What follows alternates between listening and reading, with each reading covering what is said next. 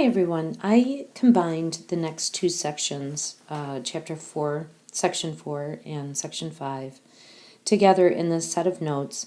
In the previous section, we talked about how to prove triangles to be congruent by showing that all three corresponding pairs of sides are congruent and all three corresponding pairs of angles are congruent. In this section, we're going to learn that in fact, you don't need all six of those congruencies to prove triangles are congruent. You can actually use a subset of those six, and we're going to talk about what the subset is today in this section. So there's a lot of acronyms here in this section, and we'll go through each one of them. SSS stands for side, side, side. SAS, side, angle, side. ASA, angle, side, angle, and AAS, angle, angle, side.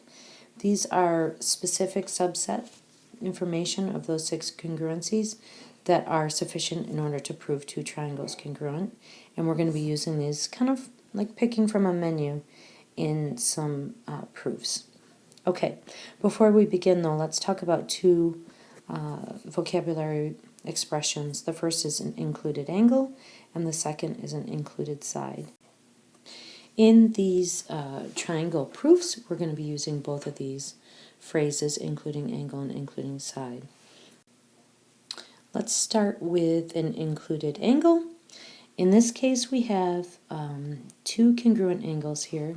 In our example, angle B and angle E, and they are included in between, if you will, two pairs of congruent sides here, which are marked on the diagram. So this particular type of included angle would be used in side, angle, side, which we'll talk about in a minute. But first, to capture the thought, it's an angle in between two sides. And I think we should go further to say two sides that are being used in a proof.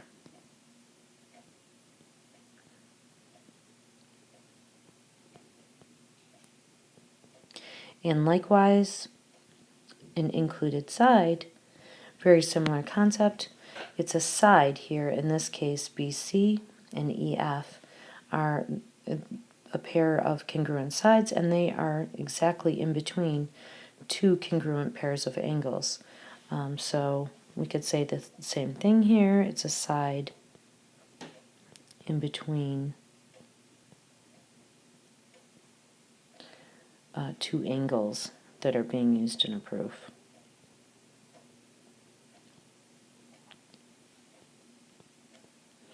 And let's just mark them for each of our examples here. So in the case of the included angle in our specific example, we're talking about angle B and angle E. And in our included side example, we're talking about side BC and EF. Great. Okay, so I had mentioned what the goals are with all these four acronyms. Let's start with the first one. First one is SSS, and it stands for side, side, side. What it means is if three sides of one triangle are congruent to three sides of a second triangle, then we can use this as a justification to say that those two triangles must be congruent. In other words, in the previous section, we would say all three side pairs were congruent and all three angle pairs were congruent. Well, in fact, if we only know about the three sides being congruent, we don't even have to bother with the angles. There's no way that we can make these two triangles non-congruent. So in our example here, we would say if AB is congruent to ED and BC is congruent to FE and AC is congruent to FD. So I'm going to add my congruent sides here. Then we would say the triangle ABC is congruent to, and take a look at the corresponding order. We always have to make sure things are in the right place. If you notice, vertex A here is in between the single slash and the triple slash. So we're going to go over to this triangle here and look at the vertex that's in between the single and the triple, and that would be D. So make sure that everything is in corresponding order. Angle B, vertex B is in between the single and the double. So over here in this triangle, in between the single and the double would be E. And finally F. And we would say that these are congruent by side, side, side. So we would use that as justification. The next one involves that concept of included angle. So in words it says if two sides and the included angle of one triangle are congruent to two sides and the included angle of a second triangle, then the triangles are congruent. And we would say this by side, side, angle, side. And just kind of look at the order here. The A is in between the two S's, so that's trying to visually show this concept of included angle.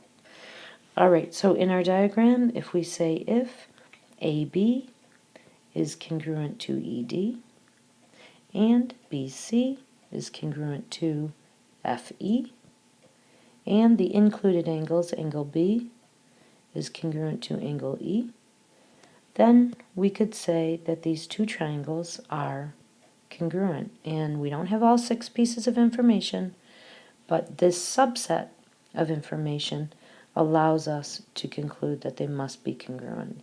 And we would say they are congruent by side, angle, side. Let's take a look at a proof. So in this case, we have a diagram over here to the right, and we're given some information. It looks like it was already marked on our diagram, but if it wasn't already, we would do so. And we're asked to prove that these two triangles are congruent. So the first thing, as always, is we restate the given. QU is congruent to AD, and QD is congruent to AU. And that's our given. And again, we would mark the diagram if it wasn't already done for us. Well, take a look at what we have here. We have 2 out of the 3 pairs of sides already congruent.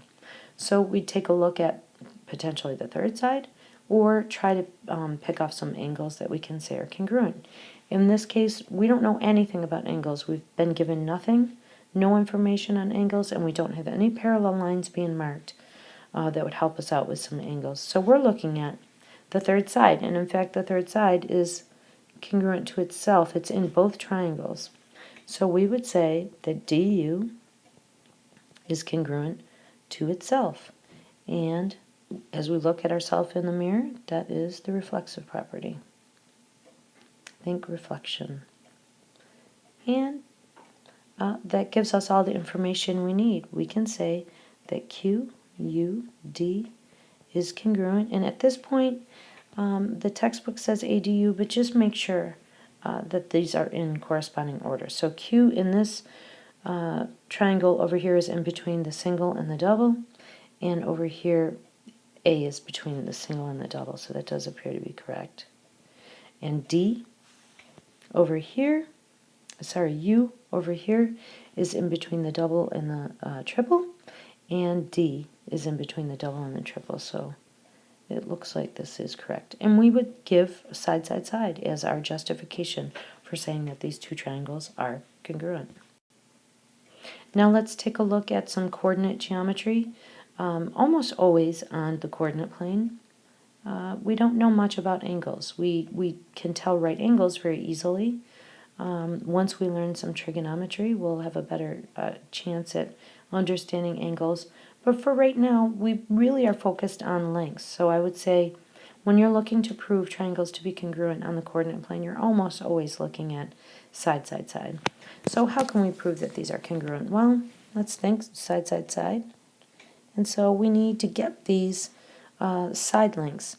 Now we can tell just from here, looking at the order of the vertices, we're looking to prove that DV is, and that's a V, is congruent to LP. We're looking to prove that VW is congruent to PM. And finally that DW is congruent to LM. We can see that just from the order of these vertices. Now let's take a look at the numbers over here. So DV, we can imagine our little right triangle. We have one side length of 4, another side length of 1. Pythagorean theorem. I'm going to do this kind of quickly because by now you should be very used to this. If we're looking for that hypotenuse, we have a squared, which is 4, that would be 16, plus b squared, that would be 1. So we've got 17. Therefore, the hypotenuse is going to equal the square root of 17. And hopefully, we're going to see that's the case for LP. Over here, we've got a triangle of 4 in 1, and of course, that will also be the square root of 17. Now, looking at VW, we're going to draw our little triangle. We've got a side of 2, 1, 2, 3, 4, 5, 6, and a side of 6. 6 squared is 36. 2 squared is 4, so we've got the square root of 40. And we are hoping to see the same thing for PM. And we've got 2, 1, 2, 3, 4, 5, 6. So we've got the same thing. And then finally, DW, we've got a triangle, side length of 2, and another of 3. 3 squared is 9, 2 squared is 4, square root of 13. And hopefully we're going to see the same thing over here, and we do. So therefore, we can say that these two triangles are congruent by side, side, side. And we've done all of our work that we need to show that these sides are congruent. Let's take a look at one proof where we know about parallel lines. So we've got a diagram over here. Again, it's kind of two triangles sharing a common side, but this time we're told that RQ is parallel to ST here, and that those two segments are also congruent. So you can see the filled in arrows are showing that they're parallel, and the single slash is showing that they are congruent. We're asked to prove that angle Q is congruent to angle S. So let's first try, and this is the first time that we're looking to prove that the parts are congruent, not that the triangles are. So this is going to be a learning opportunity for us. First, restate the given. So we would just restate what we're told. Now, as soon as you see parallel lines, you have to be immediately thinking about angles, and almost always in these types of proof, it will be alternate interior angles. Remember, I've always told you when you're looking at these angles inside the Z pattern, the Z could be going this way, it could actually be an N, and an upside down N. Anytime you've got these parallel lines, these angles that are formed on the inside of that Z are going to be congruent because they're alternate interior angles. So we can say here that this angle here is congruent to that angle there. So we're going to say angle QRT. And of course we cannot name that angle R because there's just too much going on up there. We have to use the three letters. We're going to say is congruent to STR. And we could say that because they're alternate interior angles. And we've got one pair of sides and we've got one pair of angles. Let's see if we can get the other side to look at side, angle, side. So if we look at this diagram, we've got a side here and an angle. So if we wanted to use that as an included angle, we would be looking at this diagonal here, RT. And that happens to be shared in both triangles. So easy enough, we could say RT is congruent to itself, reflexive. And go ahead and mark it so that it just pops out at you that you could see side, angle, side, side, angle, side. So we could say that the two triangles are indeed congruent. So it doesn't matter how you want to label these, Q, RT. If I start the first one with Q, I have to pick the corresponding vertex on the other triangle. And Q here is the vertex that's in between the single and the unmarked. So over here between the single and the unmarked would be S. And R is in between the single and the double. So in the triangle on the right, that would be T. And finally, T over here in the left triangle would be in between the unmarked side and the double. So over here in this triangle, that would be R. And we can say that those two triangles are congruent because of side, included angle, side.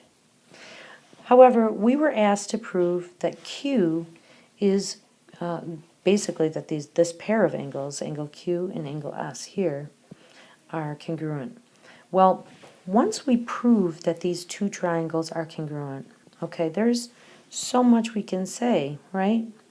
We started out in the last section. If we had two triangles, QRT is congruent to triangle STR, there are 6 pieces of information we can write. And I don't even need the diagram. I could see that angle Q is congruent to angle S, angle R is congruent to angle T is congruent to angle R, and I can see QR is congruent to ST just by looking at the order of these vertices in our statement of congruency. I can write all of these down.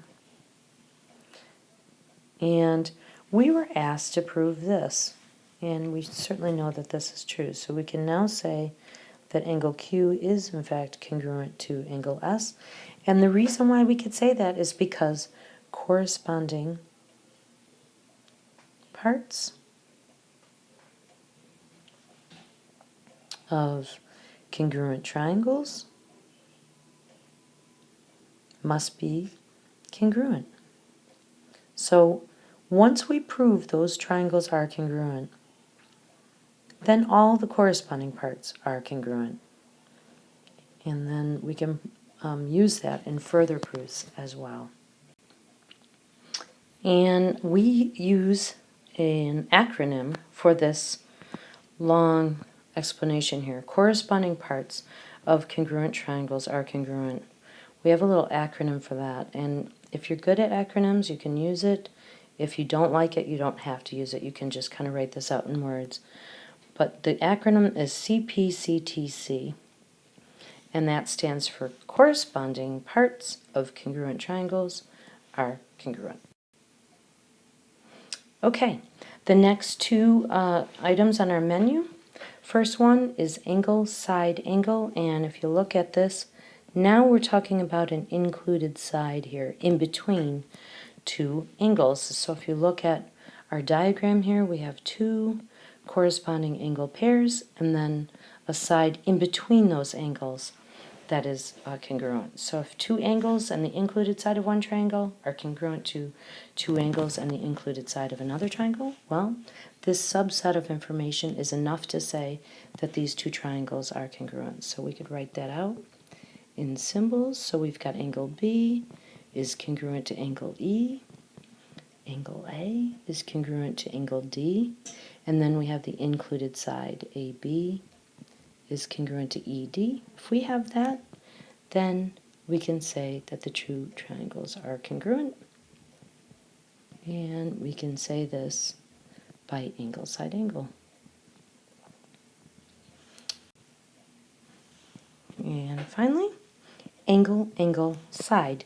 In this case, we don't have the side in between these two angles. We've got angle, angle, suggesting that we have two pairs of congruent angles, but now the side is not included. It's not in between them. So it's kind of hanging off over here to the side, if you will. It's not in between the two angles. It could be BC and FE, or it could be AC and FD. Either one is fine, but it's not the side in between the two angles. So in this subset of information, we can also say that the triangles are congruent. So we have angle B again is congruent to angle E. Angle A is congruent to angle D. Oh boy, my congruent is really getting messy. And then we have this side hanging off over to the side and not in the middle. So we have BC is congruent to FE. If we have something like this, then we can conclude, based on this subset of information, that the two triangles are congruent And in this case, we would say as justification, angle, angle, side. Let's take a look at some proofs using this. So given L is the midpoint of WE, WR and ED are parallel. Prove that the two triangles are congruent. As always, we would restate the given. I'm going to abbreviate midpoint with MP.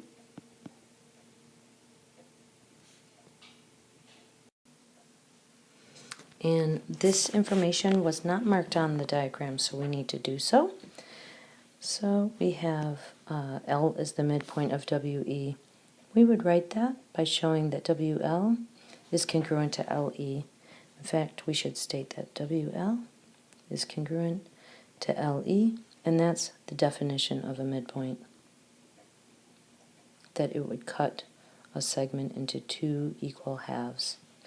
And WR and ED are parallel, so we'll mark that with our filled in arrows here. Okay.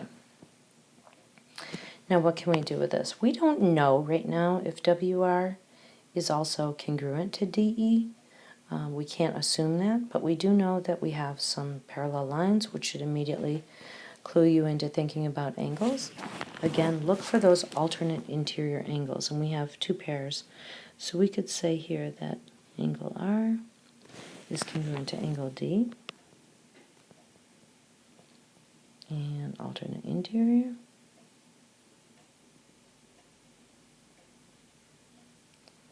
And that's 9.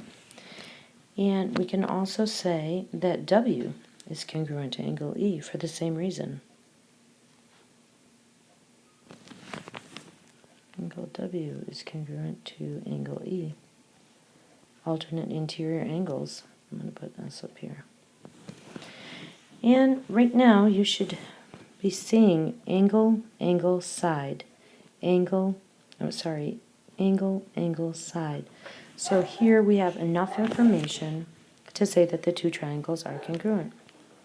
So we've got WRL, and just make sure that the vertices are listed in corresponding order. W over here is the double arc, and E is the double arc, so that matches up. R is the single arc, and D is the single arc, so that's perfect, and L is the vertex in between. Now I wanted to point out to some of you who have done this on your own already, some of you, I'm going to put this in black, some of you may have not picked up both of those alternate interior angles. Some of you may have just seen the vertical angles here, which that's certainly a possibility. And in which case, then you could have said that these two triangles are congruent by angle, side, angle. Angle, angle, side, angle. So that's perfectly fine. In fact, there's often the case that more than one approach is acceptable to prove that the triangles are congruent. Okay, let's take a moment to just reinforce this concept of CP/CTC. So once we've proven that triangles are congruent, then we could say all remaining corresponding parts, whether they be angles or sides, are congruent. So this is the whole concept of corresponding parts of congruent triangles. So it's very important that you realize we would never use CP/CTC as a reason to prove triangles congruent. It's only used after you've proven triangles are congruent, and it's all about parts, so proving sides or angles. Okay, so I just wanted to reinforce that. CP/CTC. Okay, we have some overlapping triangles here with some given information, and we're being asked to prove that LN is congruent to MN, and I'm highlighting them here. Hopefully that you can see that those are the short sides of two overlapping triangles. I'm going to draw one in red for a second, and I'm going to draw one in blue. So hopefully you can see that those are the short sides of those two overlapping triangles. So somewhere in here really, you're going to want to prove that those two triangles are congruent first.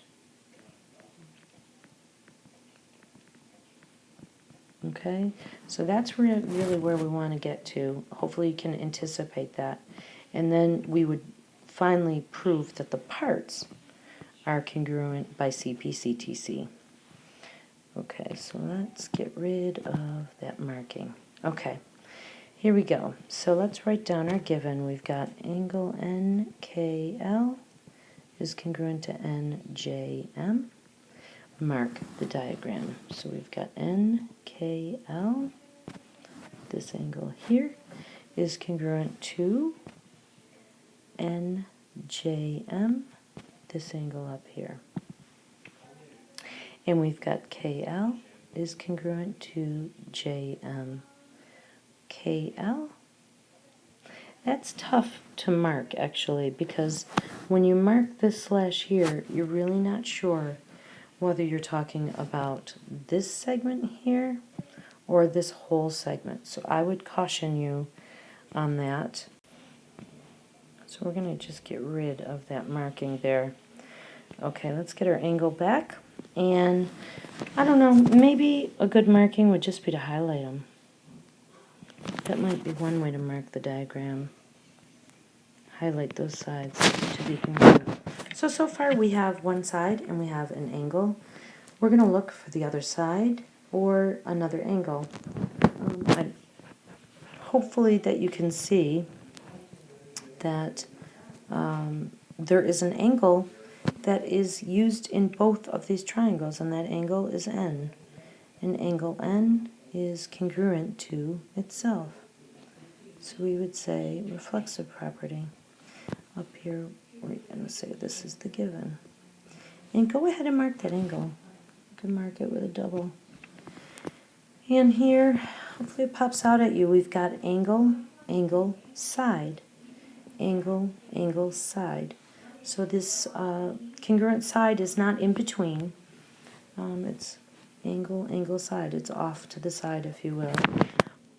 In any case, we have enough information to say that these triangles are congruent. I'm going to say J, M, N. And if I write it in that order, what's corresponding to J would be K. Corresponding to M would be L. And finally, N is congruent to itself. So we're going to say this is true because of angle, angle, side. And once those triangles are proven to be congruent, well, all the remaining corresponding parts are congruent. In this case, we were asked to prove that Ln is congruent to Mn. So we could say they are congruent by CP/CTC.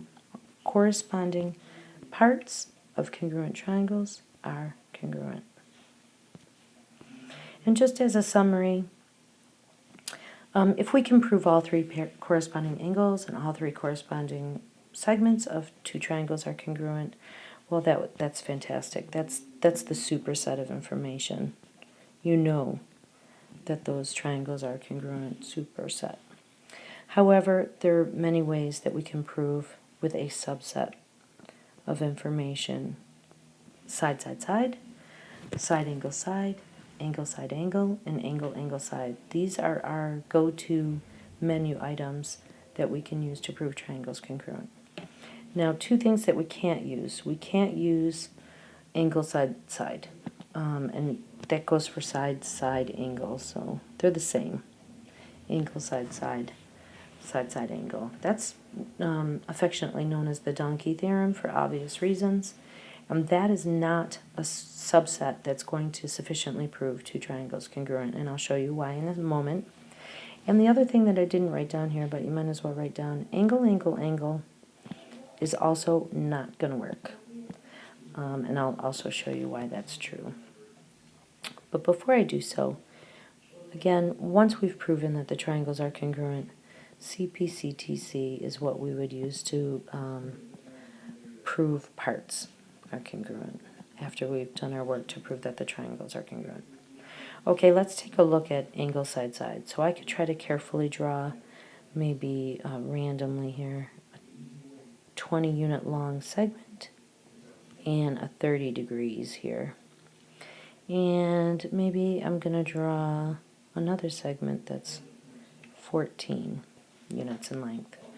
Well, over here I can try to recreate that and say I've got a segment that's 20 units long in a 30-degree angle here, but instead of swinging that 14 unit length side to the left, I can swing it to the right, almost like a hinge. And so you can see here that I have angle, side, side, angle, side, side. But those two triangles are clearly not congruent, so the donkey theorem is not going to work. The easiest way to see why angle, angle, angle doesn't work is looking at an equilateral triangle. I've got a little baby one here. All three of those angles are 60 degrees. And I can also draw a larger equilateral triangle. And all of these angles are 60 degrees. So we've got three pairs of angles that are congruent, but clearly this triangle is not congruent to that. One is much smaller than the other. So angle, angle, angle is not going to work. I hope this video helps. Please subscribe. Thanks.